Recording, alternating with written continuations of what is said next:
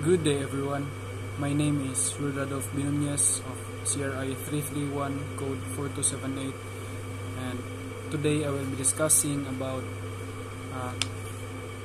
serious process flow on how to basically and fundamentally upload and encode data to Cirrus system.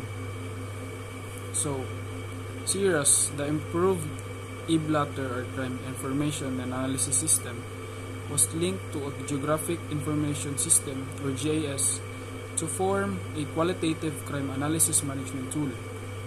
These changes to the eBlotter system will improve field commanders' ability to conduct a qualitative crime analysis more efficiently and accurately. So, a quick recap about Cirrus. Cirrus was created to enhance and improvise the police visibility and visibility on crime patterns and crime incidents sa area. So ang pasabot lang ani is ang Cirrus is gihimo siya para mas mapaayo gani or mas ma-improve pa ang police visibility and mas paspas na ang ilahang linkages about sa mga crime incidents sa mga palibot. So it was basically made to improvise everything. So let's proceed to a basic process flow of Cirrus. I mean encoding data to Cirrus. So first, you must open the Cirrus website, and secondly, register ang imuhang account, and third, after mo register, wait ka approval and ma-approve na. So ikaupat is encode ang imong incidents. So tapos ikalima is saving encoding incident. So before pa nimo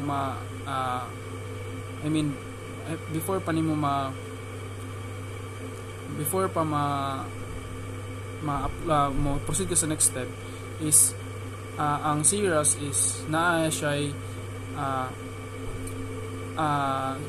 system or feature nga precisely locate and pinpoint kung asa mismo ang crime hitabo. So this application or system was designed to accurately pinpoint the incident, the crime mismo sa unsa ang nahitabo, ug kung asa dapita, and you can also switch to satellite mode which can makita nimo ang geographical area sa lugar and mismong kanang unsa gyud ang iyang nawong. So kani mo tong pasabot ganina nga pwede nimo siya ma-locate, ma-isbog siya kung asa gidapit, ma-pinpoint mo, ma-zoom out, zoom in. So so before nimo before nimo proceed sa next step is ma-zoom in nimo, ma-zoom out nimo siya kung asa siya dapita nga lugar, and ma-pinpoint na nimo. Mao ni ang iyang advantage kaysa sa mga niagi nga system sa or pamalakad sa PNP before pa na buhat ning Cirrus. So kato mabutang nimo ang unsa ang nature sa crime, unsa ang nahitabo, unsa ang mga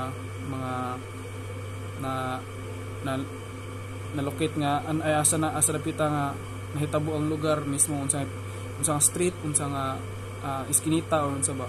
So after na is ma-save nimo ang encoded incident, tapos mo to crime map, mapasabot na ko atong crime mapping, and lastly is reporting. So that's all.